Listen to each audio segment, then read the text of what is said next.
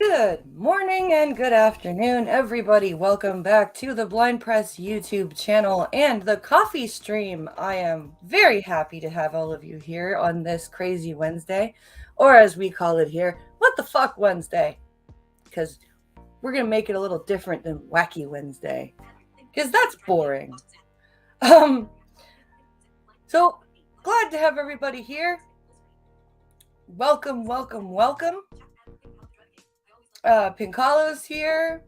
Zad's here. He says Cars for Vets gave me a very nice, well-maintained Chrysler 200L. Oh, nice. Glad you got a car. That's awesome.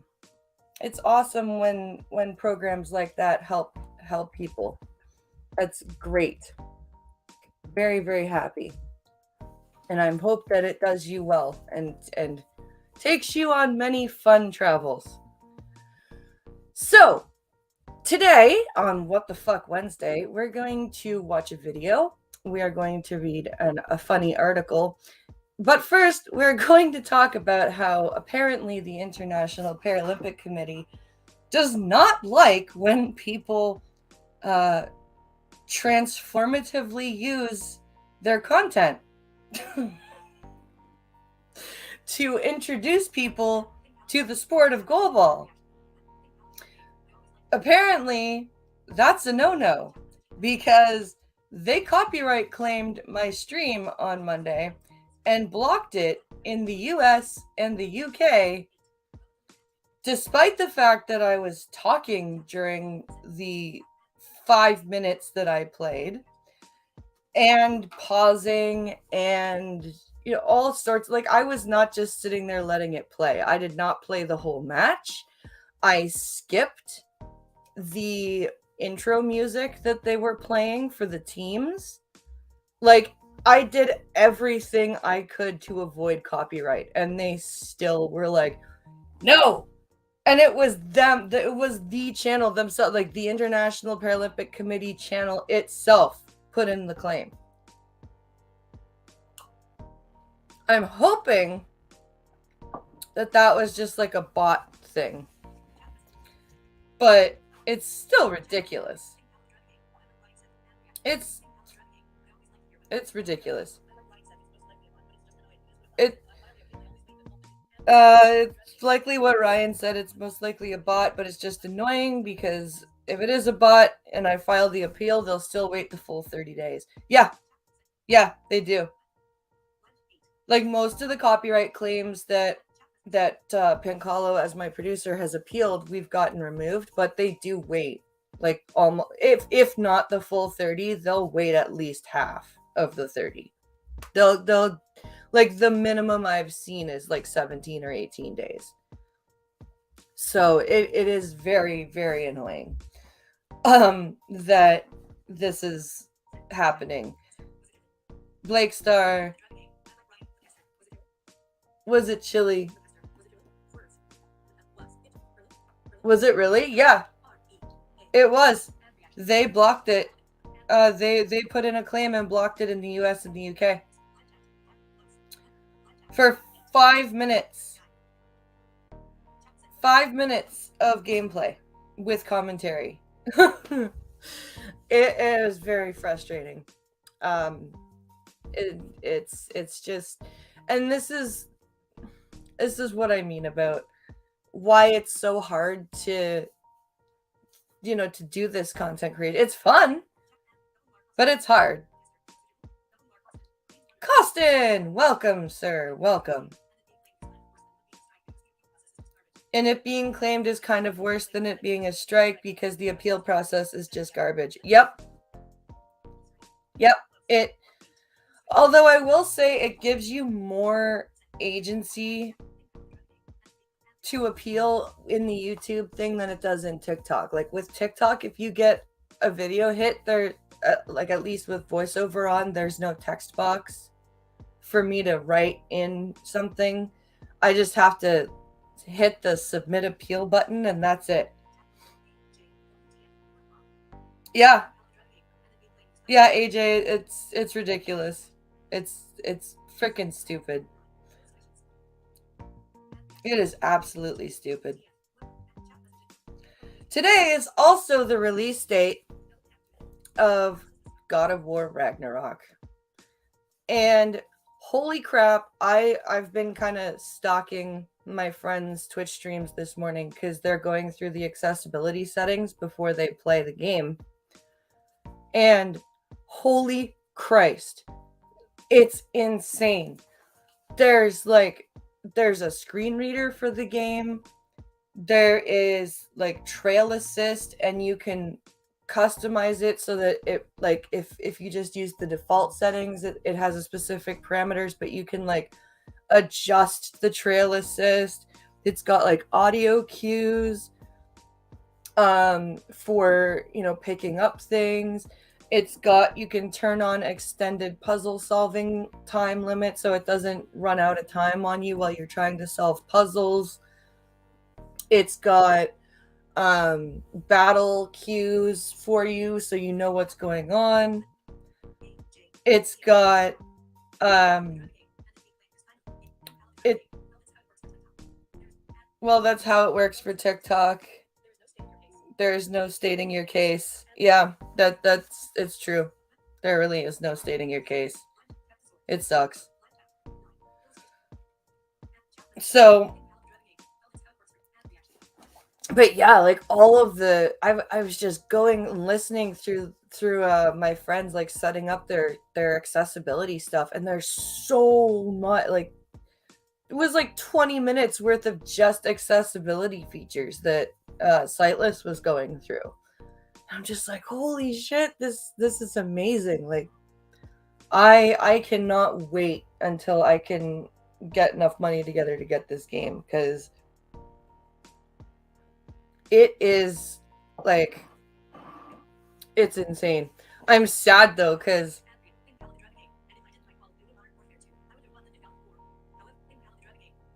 Pink Hollow says, if I hadn't bought the new Call of Duty Modern Warfare 2, I would have bought the new God of War. However, I still have to beat the last God of War I bought. Hello, Wikipedia snippet.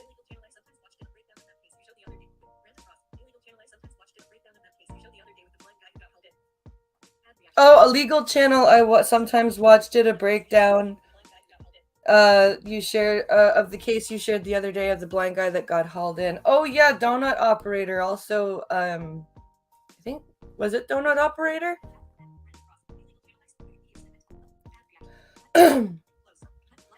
I made the stupid mistake of looking at the PlayStation website this morning, like the actual PlayStation Direct website, and found a disc edition God of War PS5 bundle. And just for shits and giggles to see how much extra it would be, I put an extra controller and a PS5 webcam in there, and it came out to $5.59 American. I'm like, that's not fair. Why do I not have money? Why is my OnlyFans money being a dick? Andrew Flush, okay. Oh. Because if my OnlyFans money would behave, I could frickin' get that. But no.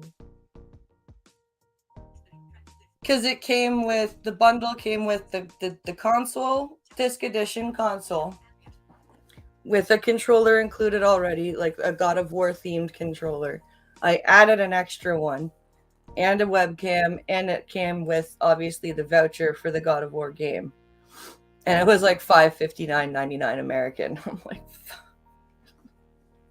fuck you, OnlyFans. Or no, more like, fuck you, bank, for not letting me have my money.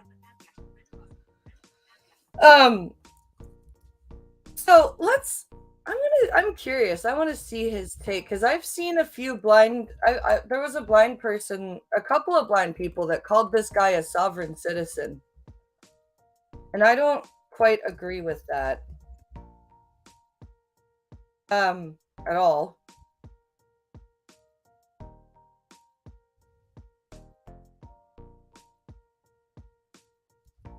Let's see.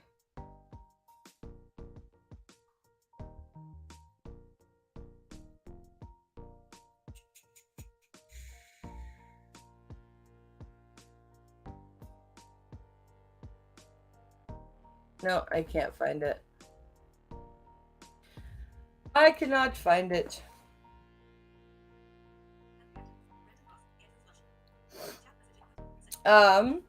What was I going to? Okay, so first we're gonna look at an article that Pincalo sent me, and we're gonna laugh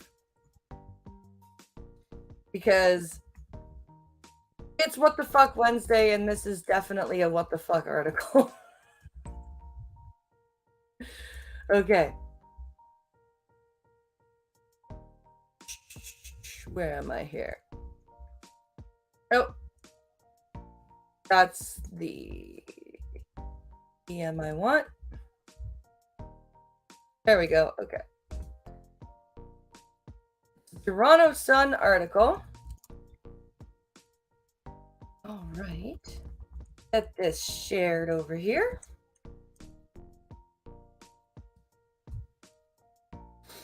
So remember, friends, this stream is brought to you, of course, by you for watching and sharing and everything. And if you'd like to watch some different video gaming content other than Mortal Kombat 11 and you feel like you have some extra cash, you can go to blindpress.net and send in a donation because that goes right to my PayPal.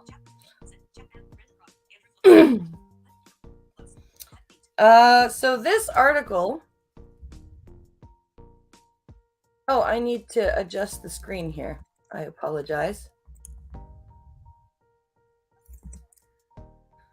I need to make this screen this one.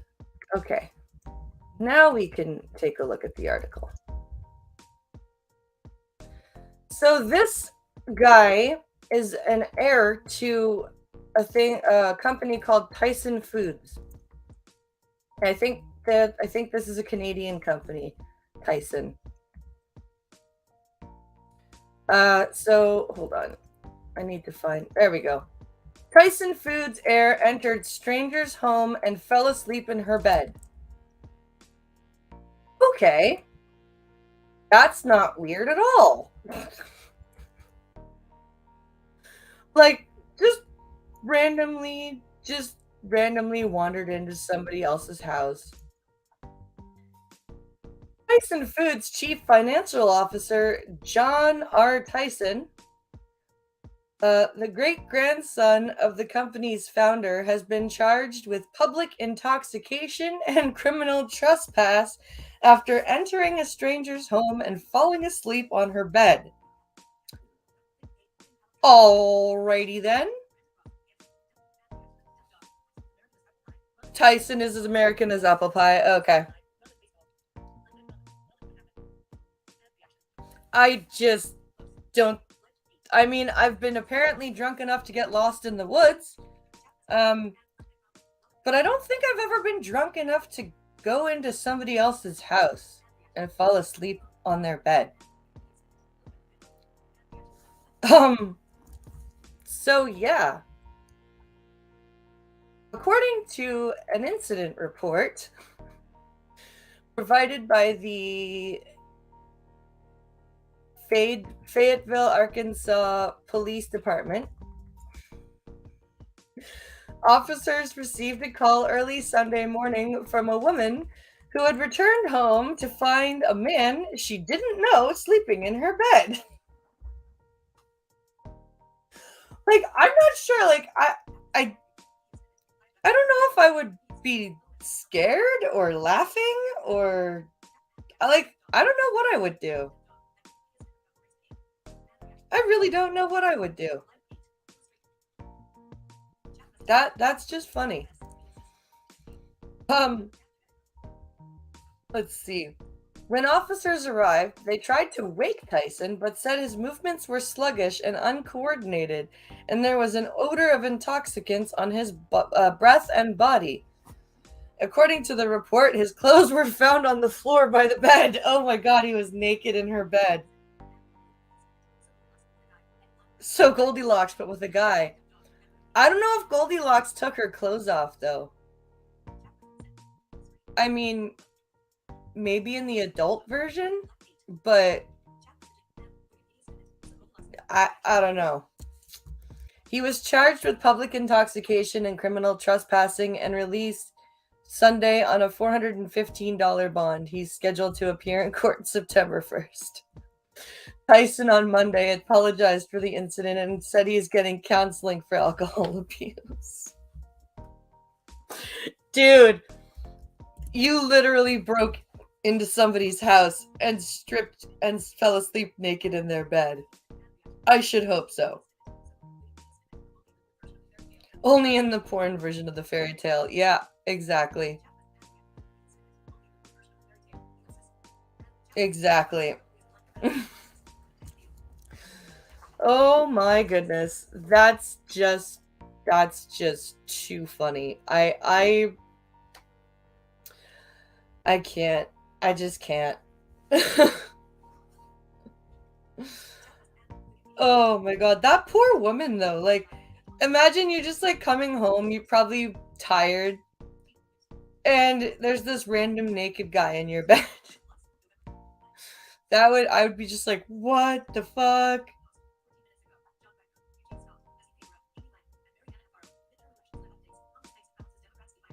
So the Congress, so can somebody in the States tell me how the midterms turned out? Because I haven't been able to find a what's it called? An update. So if anybody knows or has the latest update,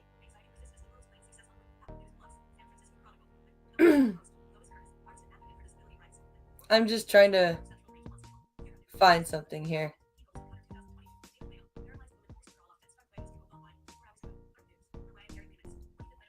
Let's see.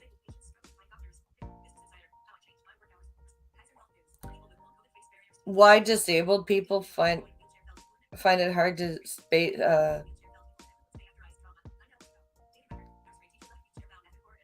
Let's see.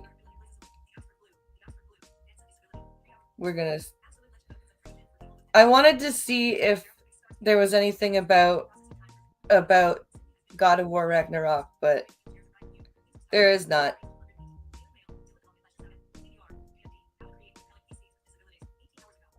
Oh my god. That's it. I know that it's not Mobility Monday, but we're doing this. We're doing this. We're doing this right now. I don't care. I don't care. I'm in gaming mode, and also I'm sure a lot of you have played. I know a lot of you have played D&D, so we're gonna look at this. Okay.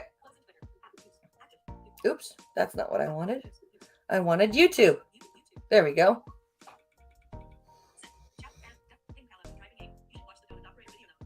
Oh, yes, I will watch the donut operator video. That's what I'm going to do. We're going to look for the donut operator video, and then we're going to look at this Dungeons and Dragons article about how you should create characters with disabilities, and here's the proper way to do it. Because, everybody should be doing that.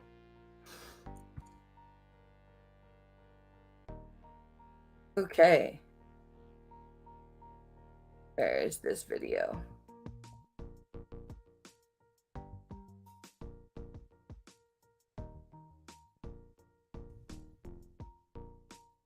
Donut operator.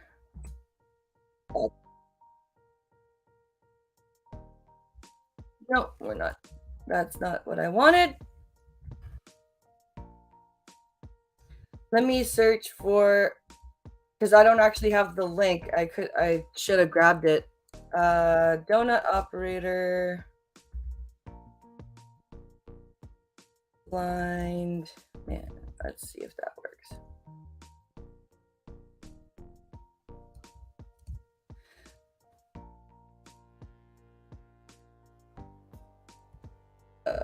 Let's see. Where is it here?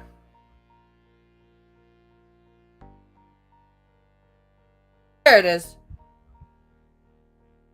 Okay. Oh, it's just the video. He doesn't have...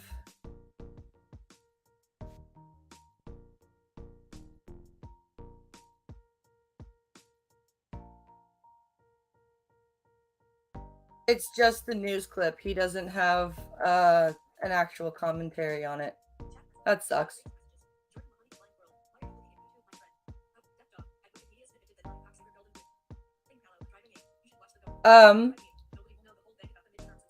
Nobody will know the whole thing about the midterms until next week. Oh, really?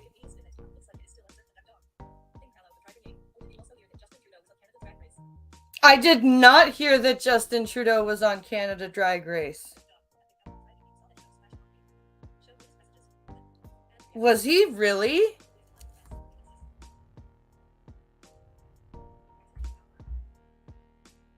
Okay, this has to be, this needs to be investigated.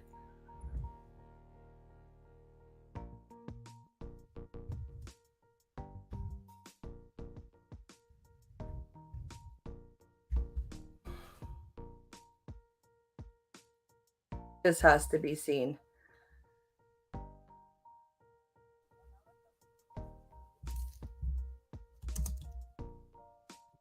Oh.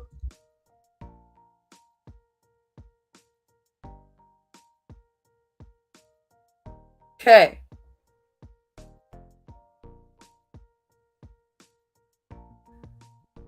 Yeah, apparently he's gonna be on. That's stupid. It's just a little trail. I haven't found the trailer. I can't find the trailer.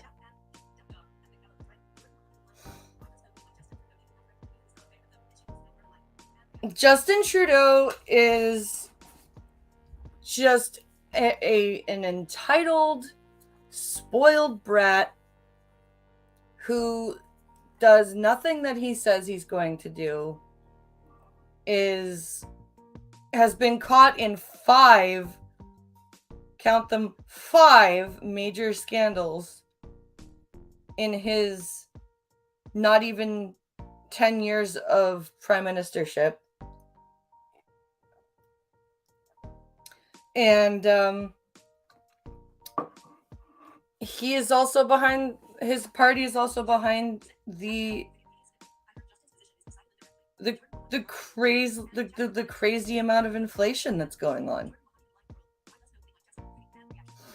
It's insane.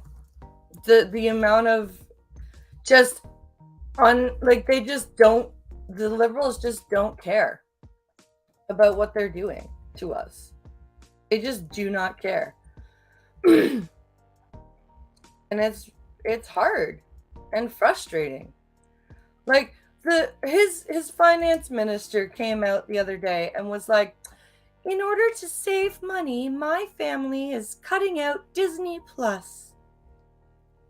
As if that's all Canadians need to do to make sure that they can pay their bills. Oh, look at the sacrifice my family's making. We're cutting out Disney Plus. And if you guys all just cut out Disney Plus, you'd be able to pay your mortgage and pay your bills. That's literally how stupid his party is. As much as people want to believe it, he won't survive this next election. The liberals keep cutting their own throats, especially in question period. Yes. And Krista Freeland coming out and saying to axe Disney Plus, but not bringing up the primary reason they're trying to get Canadians to axe Disney. Yay, fucking $10, right?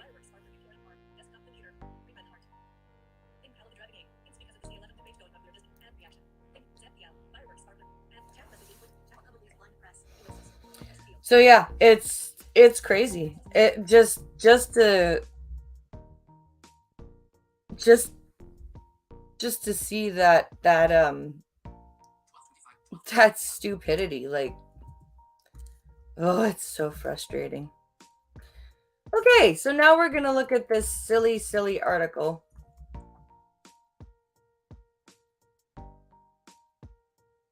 We're gonna take a look at this silly article.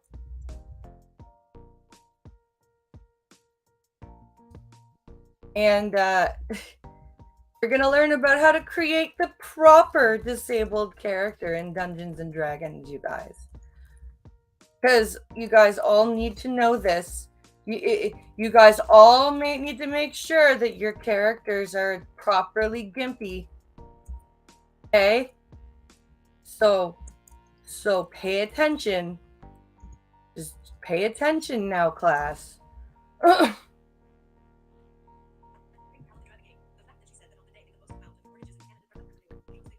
The fact that she said that on the day that most of the mortgages are up for renewal shows that they don't give a fuck. Yeah.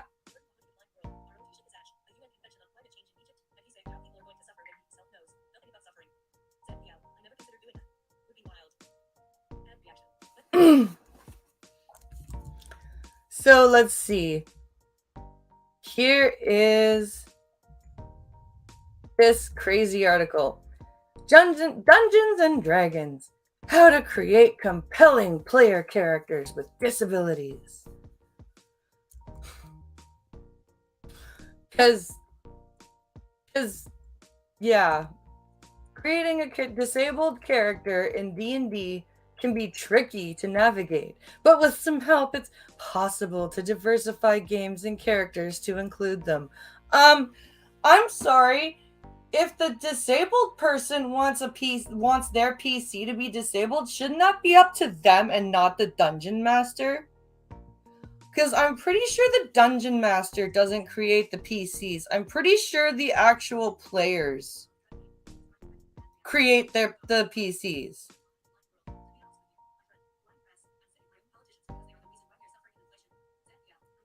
Exactly, Jordan.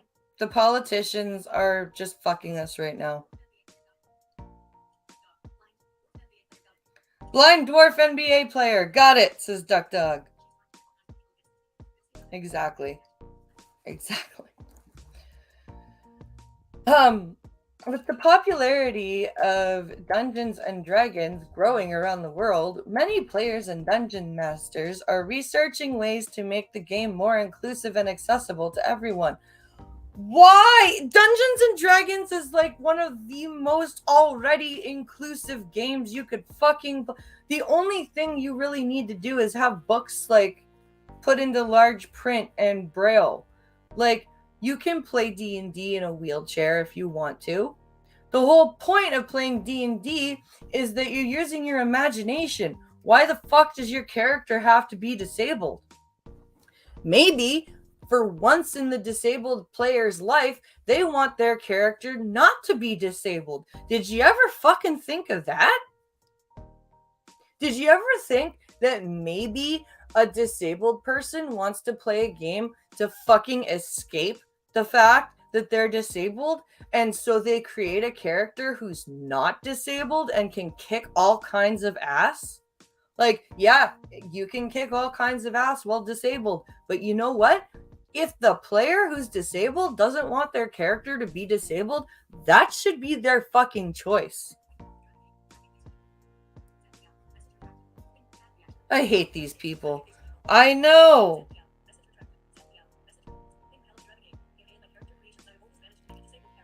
Hey, in my character creations, I have always managed to make a disabled character.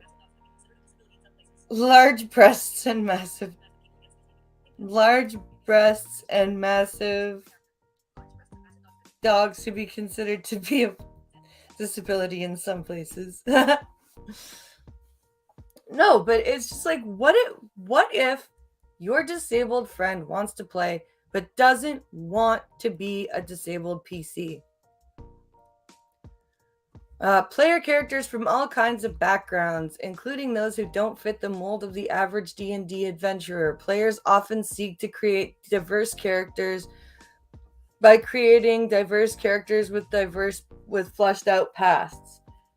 So there is no mold for a D&D character. You just have to pick the fucking like category that they're in, and then you can make the character however the fuck you want.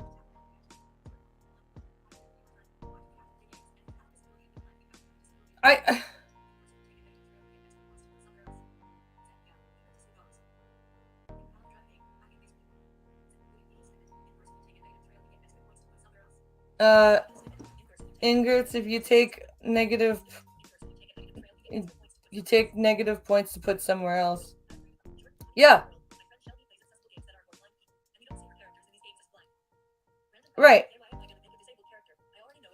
Yeah, why am I going to make a disabled character? I already know what that's like, says Brandon Cross. Yeah.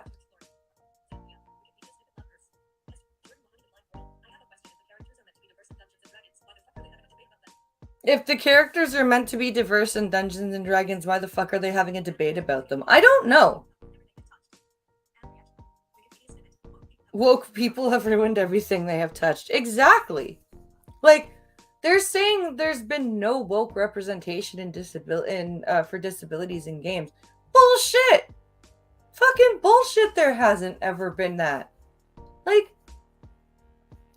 fucking, that's stupid. And also, you don't, as I said, you don't have to have a disabled character in every game. Like, and the fact that and the games that have done them, like Mortal Kombat, for example, Kenshi, he's a blind character. Not every blind person all the time plays Kenshi just because he's blind. Like, that's stupid. If I play Kenshi in a game, it's because they made him into a fun character and they gave him good move sets. You know what I mean? I'm not gonna play Kenshi just because he's the blind swordsman. I'm gonna play Kenshi because they made Kenshi into a really cool character who has a lot of flaws. Like, he fucking abandoned his kid to go search for the people who killed his wife. Like, he went on a quest for revenge and abandoned his own kid for it. That's a flaw. It's a character flaw. But hey, Elwin. But it's just so frustrating. Like, who cares? You don't need to have a disabled character everywhere. That's so stupid. I just, why do people do this? I don't understand. Like, these people would be the same people who invited their gay friend over to play D&D and was like, "Oh, and you know what? Let's make you a gay character." And the gay friend's like, "But can't, why? It's just a game." Like, "No, but you're gay. So like, let's make your character gay." But why is that the first thing that came into your head? Well, cuz you're gay, right? So let's make your character gay. It'll be fun. You know what I mean? Like, why? Camel Day, yeah. I wonder. Is the Lincoln? I hope my links are working. Let me see here.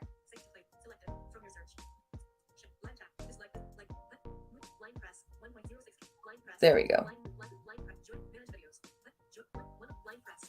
That's not what I wanted. That's not what I wanted to do.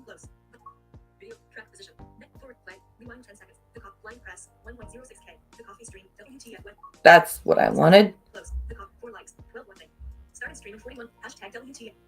I wanted the links. Are you gonna work? Uh-oh. They're not working. That's why. Well, my friends, if you do want to go to the blindpress.net, I will put it in chat because apparently the link in the description isn't activating, which doesn't really help you guys. So yeah, I'll just put it in the chat. And remember that this stream is of course brought to you by your watches, your likes, your shares, your interaction. Oops.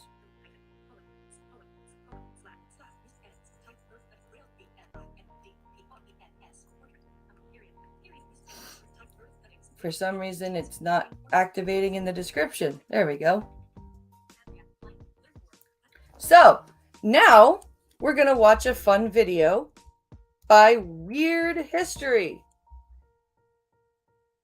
And this, if you guys has ever been a fan of The Exorcist, which I am,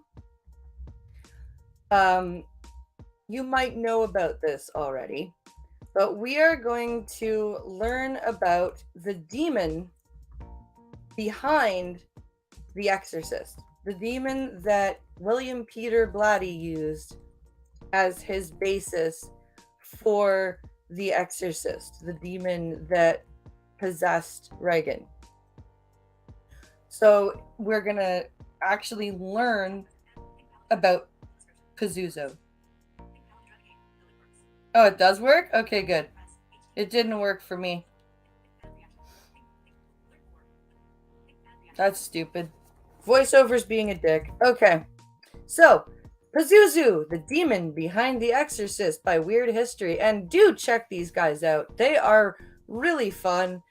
They have just topics that you would never have actually wondered about until you see the title and you're like, oh, well, now I'm curious. So definitely go check out Weird History.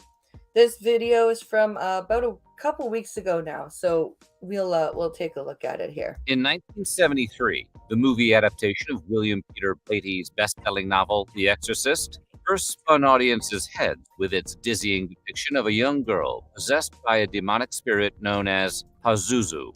But or Captain Howdy, or the devil, depending on who you're talking to. Long before he took hold of the silver screen, Pazuzu had already commanded fear and fascination as an ancient demon of Mesopotamian myth. And the pet of Professor Farnsworth. And I couldn't find the audio without sharing the video, but Pazuzu!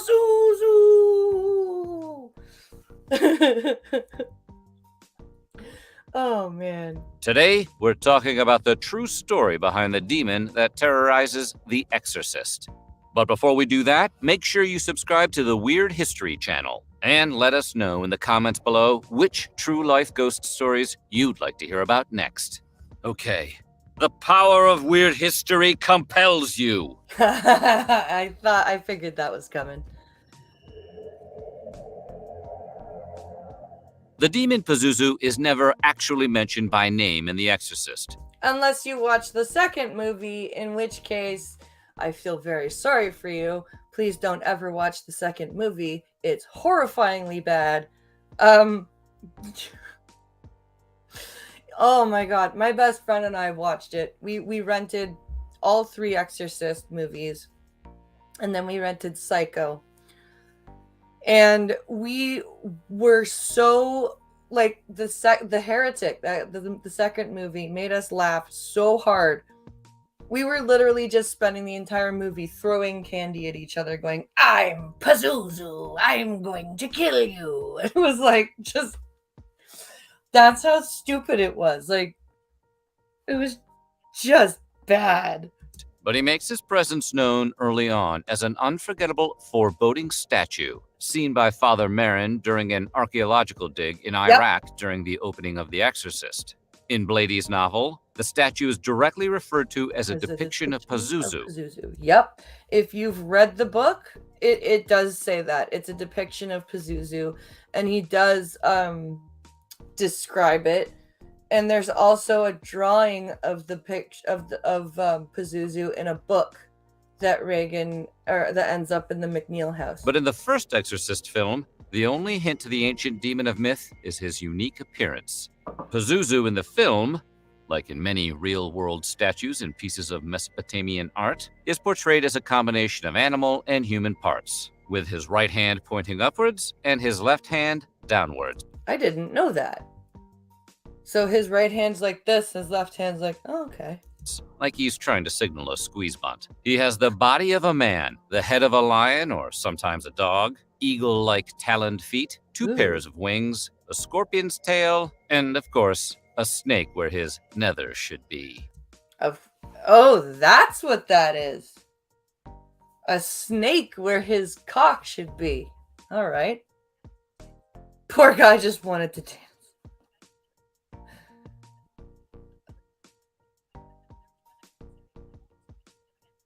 The Blair Witch Project, for its time and for its genre, they did a good job, especially with hyping it up. But yeah, its rewatchability is, like, nowadays isn't that good. No wonder he's so angry in that movie. Even though director William Friedkin never felt it necessary to refer to the demon by name, Pazuzu made an impression just fine. Yep. After all, Pazuzu had been making his presence known for quite some time before his big screen debut. The demonic god enjoyed his first height of popularity from 2000 BCE to 1000 BCE. Oh, wow. But while he now exists as the only Mesopotamian demon to become a pop culture icon, during the time of the Babylonian and Assyrian people, Pazuzu was far from the only demonic god to be feared. Pazuzu was part of a royal demonic lineage. Oh, he was okay, I didn't know that. I knew that he was important in Mesopotamic religion and that he was definitely a demon to be feared back in the days of the Babylonians and the Assyrians, but I didn't realize he was like a royalty for in demon terms. His father, Hanbi, was the ruler of the underworld and the king of demons. Oh man, even demons have complicated royal lineages. Not everything needs to be an HBO show, guys. But it was Pazuzu's brother, Humbaba, who was the first member of the family of deities to achieve popular notoriety, thanks to the poem The Epic of Gilgamesh. But he doesn't fare much better than his brother, World. Hold on. Well, most royals are inbred, so that explains the snake issue. And the king of demons. Oh man, even demons have complicated royal lineages. Not everything needs to be an HBO show, guys. But it was Pazuzu's brother, Humbaba, who was the first member of the family of deities to achieve popular notoriety, thanks to the poem The Epic of Gilgamesh. But okay. So this okay. Now I see. So Pazuzu's brother Umbaba gets mentioned in the Epic of Gilgamesh, which is where we get Gilgamesh and Enkidu at Uruk. Yes, that's a Star Trek reference. And okay, I see. But he doesn't fare much better than his brother does at the end of The Exorcist, as Humbaba was also vanquished by heroes. But while he failed in the context of that epic poem, Pazuzu's brother paved the way for the demon god in popular culture.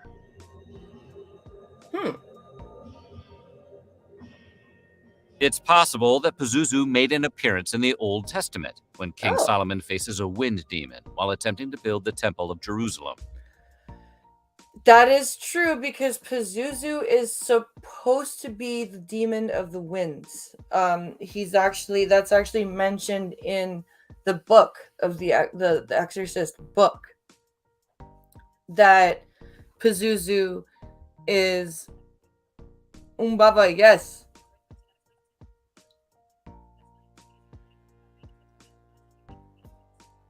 Oh, Karbaba, the talking sword. Yep. While his family's going around starting all sorts of shit. Yep. So this is okay, so I see now. But yeah, in the Exorcist book, when Father Marin is in Iraq at the beginning of the book and he actually finds the statue, he is described as the demon of the wind. So that could be it. After capturing this bothersome spirit, Solomon learns that its name is Ephipus. According to the Old Testament, Ephipus destroyed the land and marked its people with his fearsome winds. This method of mayhem bore more than a passing resemblance to the stories of Pazuzu, a demon known to control the wind and use his breath to cause considerable destruction and disease 4 miles around. Which would make sense as to the coldness in the room of Reagan when she's possessed, the foul breath. Kind of sounds like Rodin. If this was a depiction of Pazuzu, it's not that surprising that he went by a different name. Like many other ancient demons and gods, Pazuzu has changed dramatically over the years. Plus, he owed a lot of people money. You gotta keep changing names. His first appearance was in an early Babylonian myth where he was called Anzu, or simply Zu. Yeah. In this form, he was a gigantic bird with the ability to breathe water and fire. And the bird, and it's interesting because Reagan builds a clay bird-like statue for Chris. And that is actually one of the depictions in the book, The Exorcist, that Pazuzu is shown with.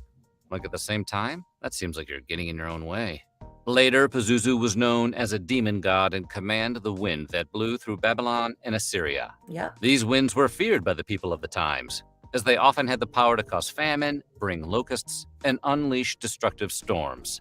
Which is probably where the myth of the jinn comes from, because the jinn is also supposed to be of the wind. And that's in like that same kind of area.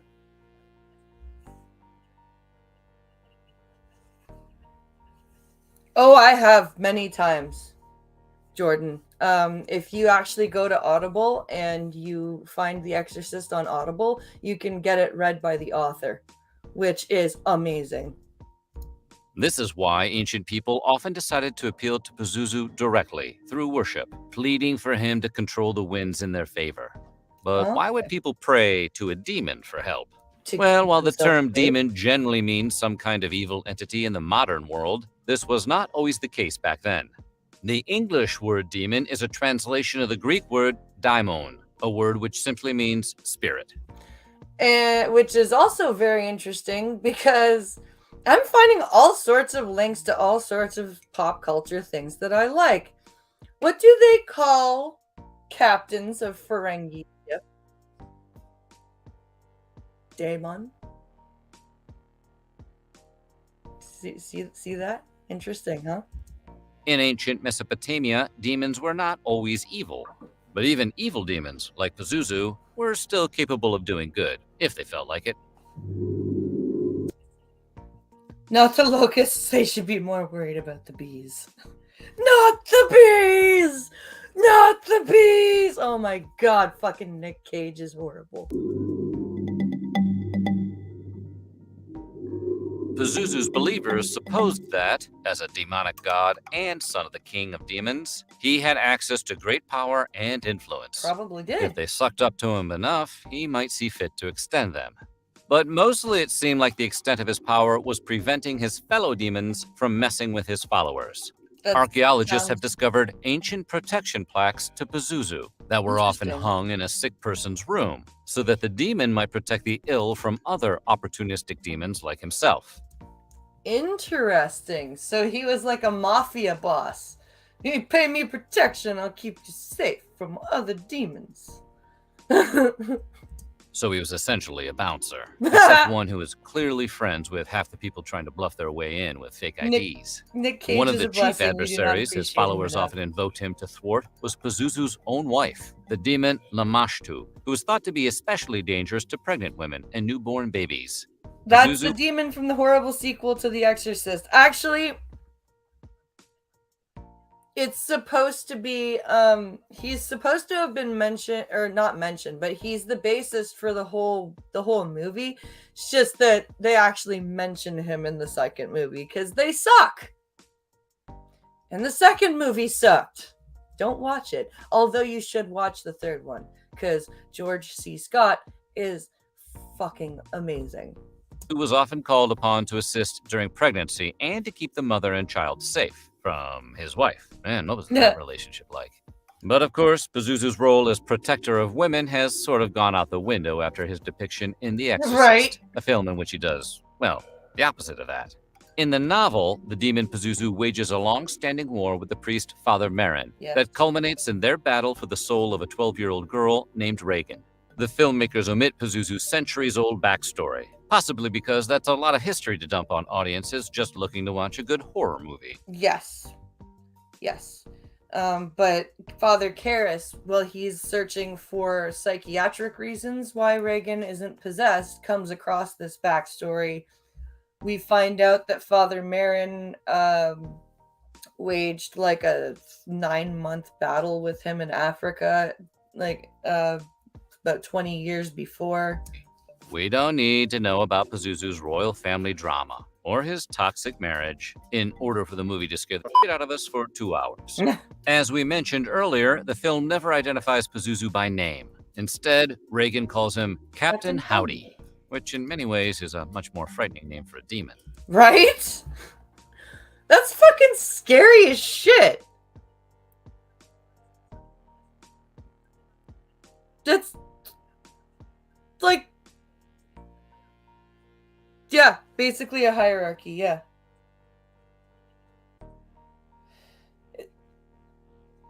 It's funny because this is a continued rant that she did for her sister earlier. Yeah, I was telling Tatiana that there were other Exorcist movies, and she's like, "Wait, there's more?" And I'm like, "Yes. However, however, stay away from the heretic. Stay away from that god awful bullshit. The beginning.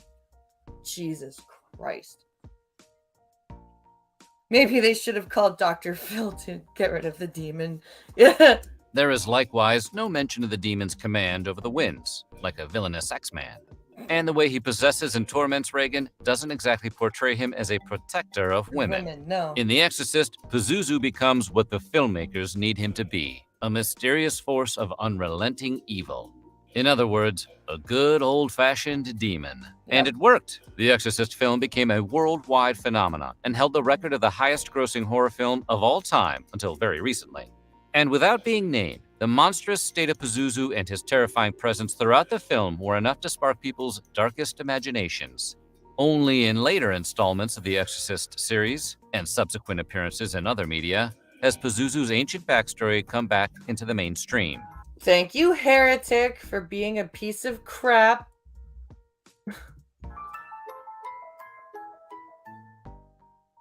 While nearly universally panned as a disappointment, the sequel, The Exorcist II: The Heretic, not only officially named Pazuzu as the demon pulling the strings behind Reagan's possession, but also returned the... I looked up on Apple TV because I was going to send the movies to my sister to she's sick as a dog right now, so I was going to send them to her to watch, but The Heretic is not included on Apple TV, and I'm not fucking spending money on it, even to rent it. Fuck that. No, fuck it. But the Rotten Tomatoes rating on that thing, 10%. I have never seen a movie rating that low, ever. Like, even for the Marvel movie, like Endgame and fucking... like, all the woke shit. 10% Rotten Tomato rating for The Heretic. She does have a pretty name. 10% seems pretty highly... yeah, but honey, this was for a 1975 film.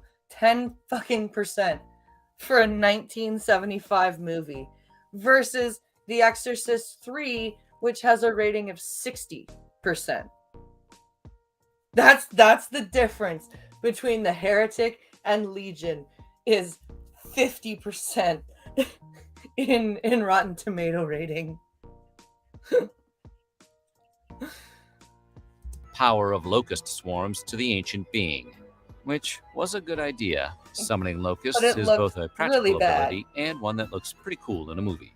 The Demon Prince rebounded yet again for the much better received follow-up, The Exorcist III, in which Pazuzu convinces the spirit of a crazed criminal to join him in possessing the body of Father Karras, the priest who aided Father Merrin in the original film. Yeah, that was amazing.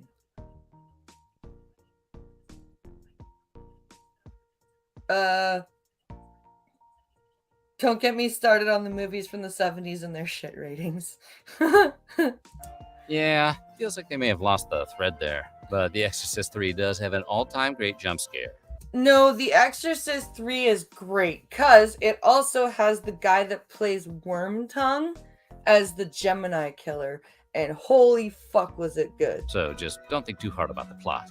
Pazuzu has since gone on to appear in other film installments of the franchise. Exorcist, The Beginning and Dominion, prequel to The Exorcist. And they both suck.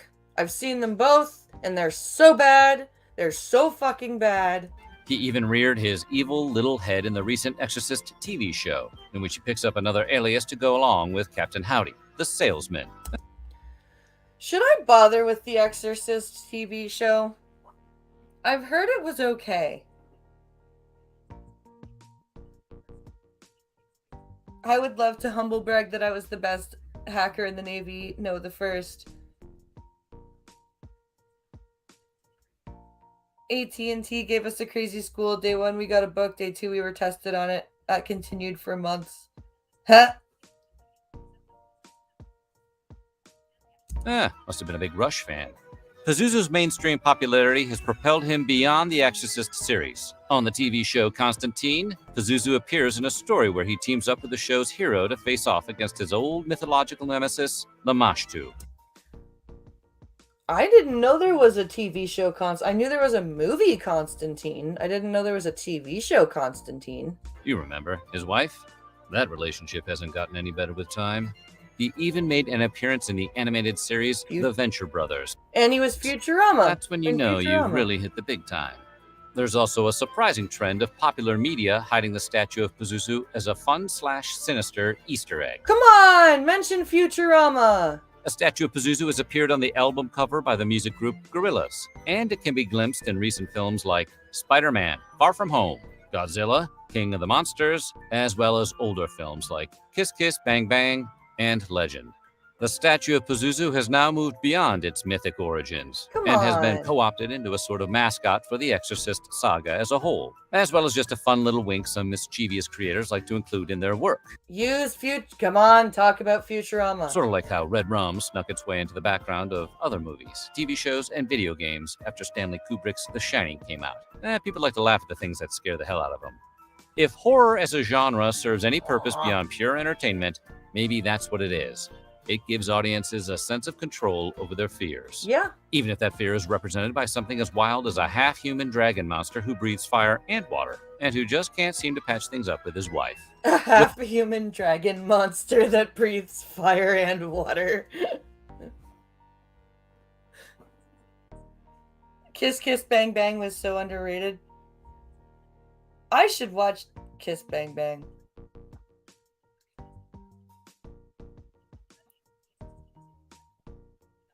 We didn't try to watch it. We haven't watched it yet, honey.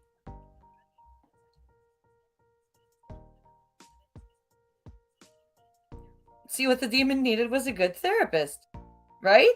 Exactly. No, we haven't tried to watch The Exorcist, honey. We have, that's one that we hadn't tried to watch yet. I'm out of coffee. No. No. That makes me sad. Let's see here.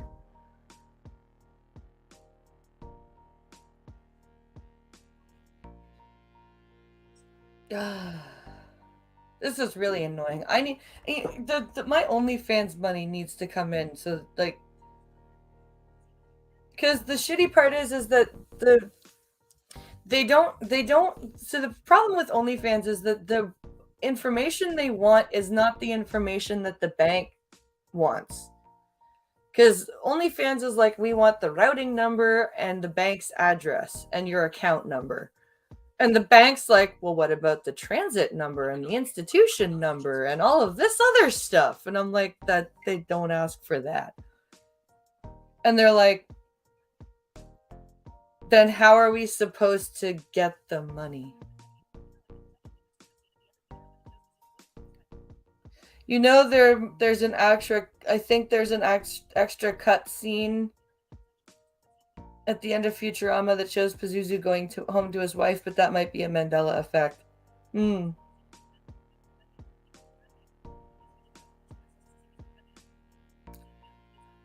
don't remember trying to watch it. Maybe we'll try to watch it again.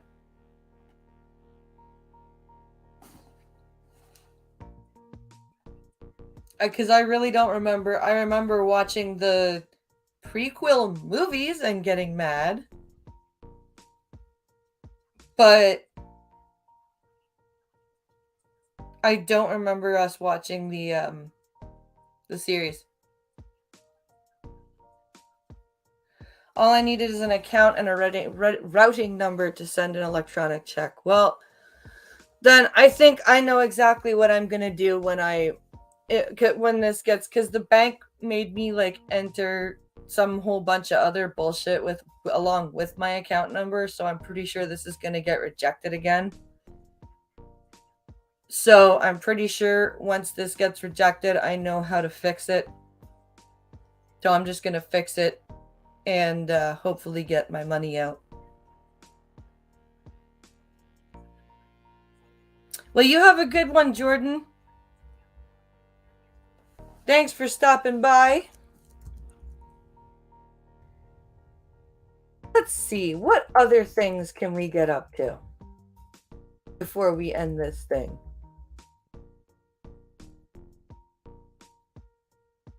What other fun things could we get up to watch here?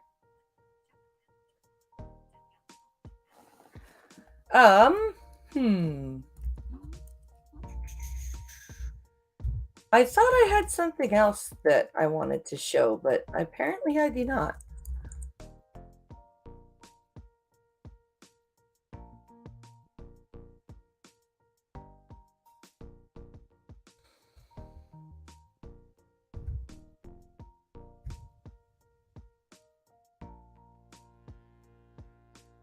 Let's see.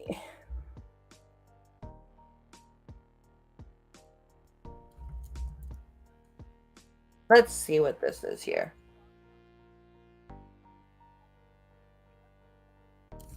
Okay, this is what we're gonna watch. GameSpot Trailers did a 10-minute video on the accessibility features of God of War Ragnarok. And so I want to show you guys some of the reason why I am dying to get my hands on this game.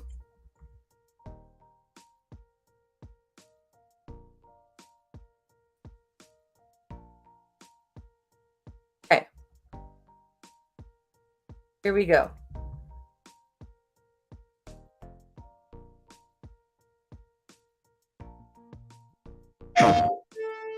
My favorite part of user experience design is when we get to have a player sit down and play the game and experience it regardless of the barriers they might face. Seeing players just overjoyed at the experience is one of the things that brings... We got payouts before, and then they reset everything and made us enter everything, and now they're saying no payouts because reasons. Yeah. Absolute joy to my heart. That's what's worse. I hope that everything that we do to make accessibility better within the game, that's something that we can bring to as many people as possible.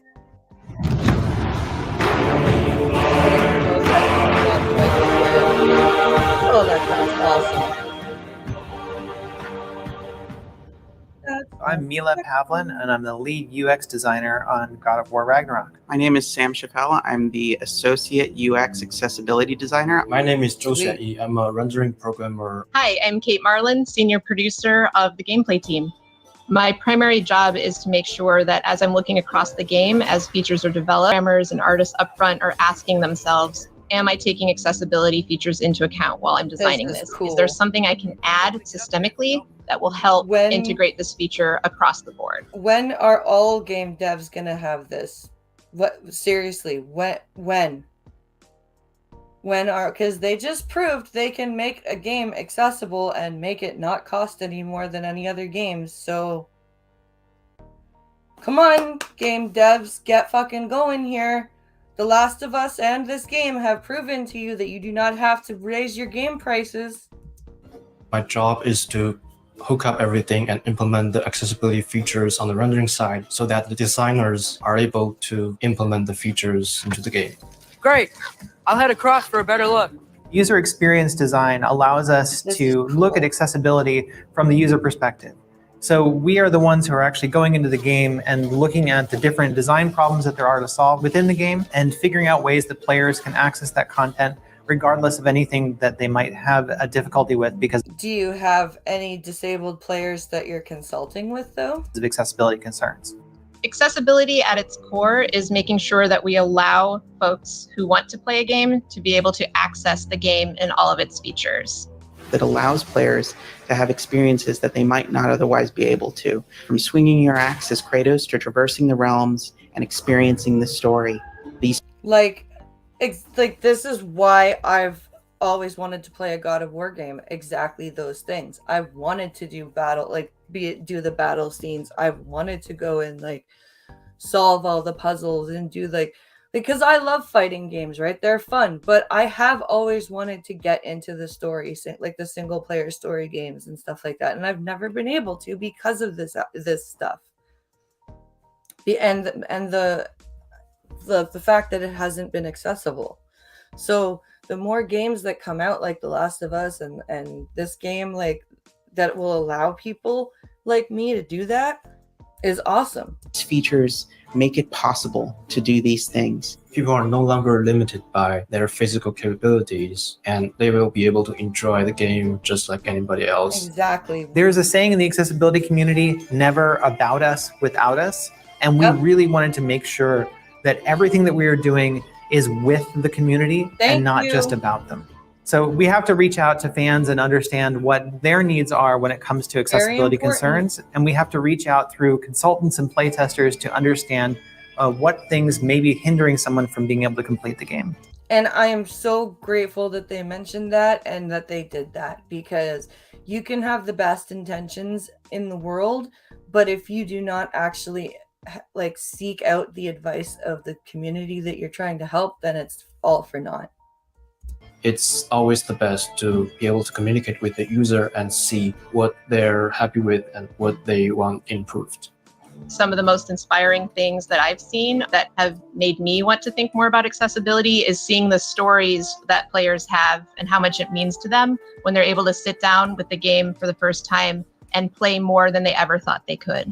And like, I guarantee you, if once I get my hands on this game, because I don't care how I'm getting my hands on this game, you're probably going to see me cry, because I'm going to be able to play a single player game without help. Like, I'm just warning you right now, you're probably going to see me cry. Boy, we must be better. You must never forget that. With the last God of War, we ended the game understanding that there were major problems with the way that we were designing for accessibility. Yeah. Based on community feedback from the last title, we've incorporated several features into this title to make the experience more accessible. We talked to them about what they needed in order to play going forward. Yeah, they really did. They realized that their last God of War game was not playable to a lot of disabled people. And so now, and they immediately started going, okay, how can we fix that for the next title? And we started to prioritize things very early in production.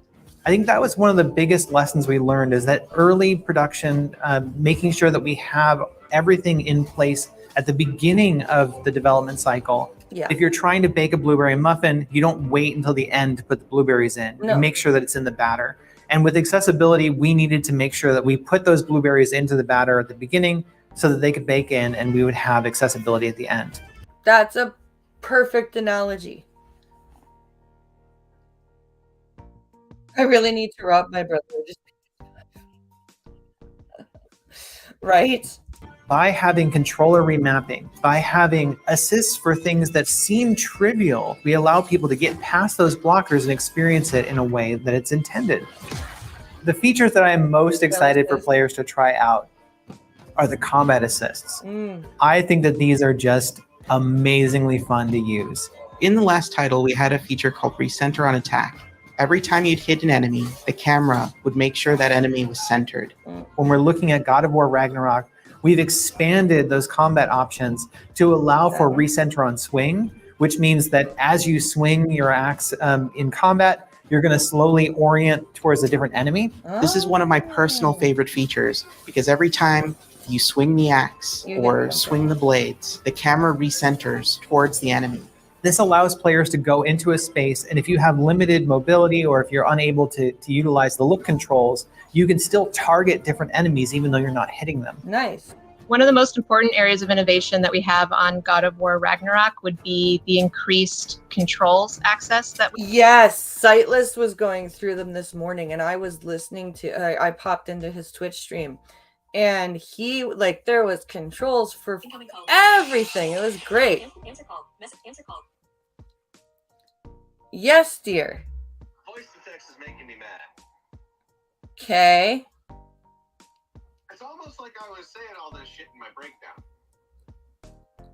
Remember when I did my Last of Us breakdown and everyone was crying and moaning about the price point and all that shit? Yeah.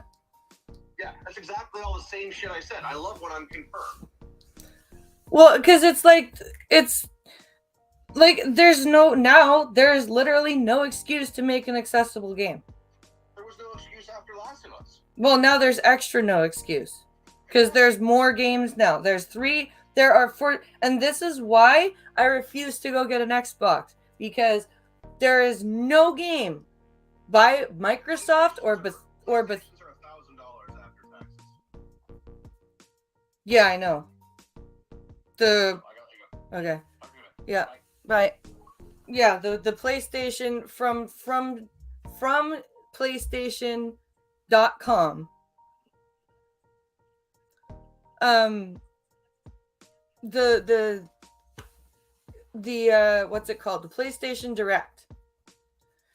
God of War Ragnarok bundle with disc console, $559, or with and an extra controller and webcam, $559.99 US.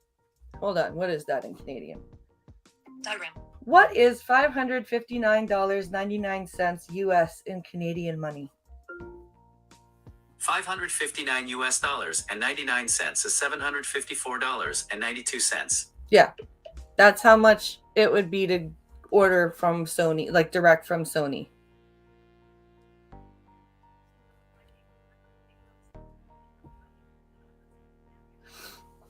So yeah, that's how much it would be from Sony to have a disc console with the God of War voucher with 2 controllers and a webcam.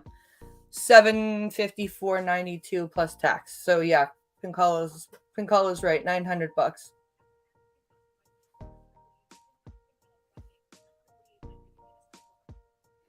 $940 to $950 at Best Buy and Walmart. Right, but is that with just one controller and no game, or is that the same bundle that I'm talking about from PlayStation?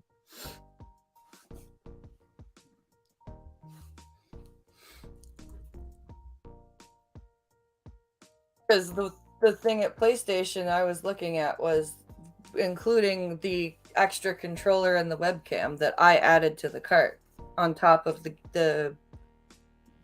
console, the controller, and the game voucher. Doesn't matter. I just looked it up. Yeah. And those are all the marketplace ones, right? That's not like actually from Best Buy. That's Best Buy or Walmart marketplace, right? So that's probably like open box, refurbished, something like that.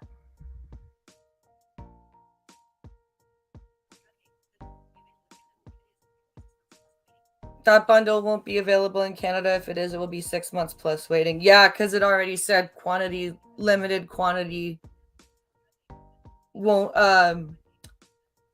yeah, it said limited quantity, 1 per household. So yeah, you're right. It's it's gonna be gone. Like, but that's the thing. Like, because everyone keeps telling me, "Oh, Xboxes are everywhere. Go get an Xbox." I'm like, no, fuck Xbox. Because name me a game that Xbox or its developers have produced that is exclusive to Xbox that is fully accessible. There isn't one. There's not one game. You go over to PlayStation and you have 3. Right out of the box, you have 3 PlayStation exclusive titles that are fully blind accessible. So fuck Xbox. I have an Xbox. Fuck Xbox, says Brandon. Exactly. See, Brandon knows what I'm talking about. No, seriously, man. I refuse. I refuse to get an Xbox. I don't care that they're readily available. I care that PlayStation is making an effort to include disabled gamers in their fucking customer base, and Xbox is not. And like, it's kind of bullshit because they have an accessibility team for Microsoft. So why are they not extending that to their Xbox division? Like, it's pathetic. It's absolutely pathetic. So no, fuck Xbox. I will not be purchasing an Xbox. ever. And that's on top of Pincalo's reasons for never purchasing an Xbox. So yeah, between the two of us, we refuse to own Xboxes. We are a PlayStation family. Oh my goodness. All right, my friends. We have been live for 1 hour and 24 minutes. I am going to end this and go do the washroom and get some coffee and all sorts of things. But I hope you guys enjoyed yourselves. I'll be on Twitch tomorrow morning for Beat the Blind Girl. Thank you for watching. I hope you guys had fun today, and I'll see you later. Goodbye.